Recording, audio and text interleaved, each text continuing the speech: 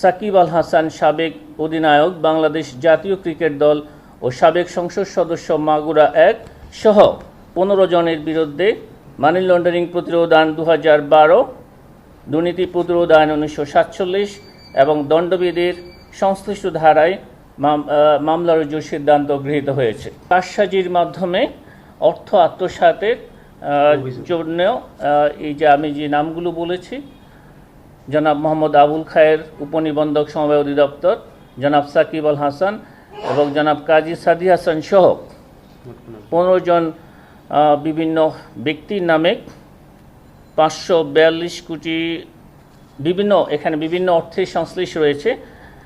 Market থেকে ২৫৬ কোটি ৯৭ লক্ষ টাকারও বেশি আত্মসাৎ করা হয়েছে। একই সাথে এই অর্থ স্থানান্তর রূপান্তরের মাধ্যমে ২৯ কোটি ৯৪ লক্ষ টাকারও বেশি বিভিন্নভাবে স্থানান্তর করা হয়েছে।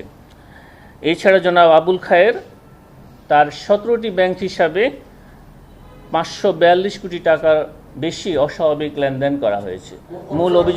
মূল অভিযোগ হয়েছে মূলত শেয়ার মার্কেটে কারসাজির মাধ্যমে সাধারণ বিনিয়োগকারীদেরকে প্রলুব্ধ করে ক্যাপিটাল গেইনের মাধ্যমে অর্থ আত্মসাৎপূর্বক এখানে অর্থের উৎস গোপন করা হয়েছে এবং এটা মানি লন্ডারিং সংক্রান্ত অপরাধ।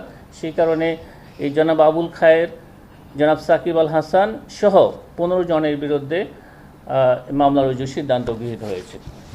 আসামি মোহাম্মদ আবুল খায়ের হিরু কর্তৃক শেয়ার বাজারে যে কারসাজিকৃত Paramount Insurance Limited, Crystal Insurance Limited এবং সোনালী পেপারস লিমিটেডে শেয়ারে জনাব সাকিব আল হাসান বিনিয়োগ করে মার্কেট ম্যানিপুলেশনে যোগসাজশ করত সরাসরি সহায়তাপূর্বক সাধারণ বিনিয়োগকারীদেরকে শেয়ারে বিনিয়োগে প্রলুব্ধ করার অপরাধ অনুসন্ধানকালে প্রমাণিত হয়েছে। এই যে তিনটি কোম্পানির কথা আমরা বলেছি, Paramount Insurance Limited, Crystal Insurance Limited এবং সোনালী পেপারস লিমিটেড, এই তিনটি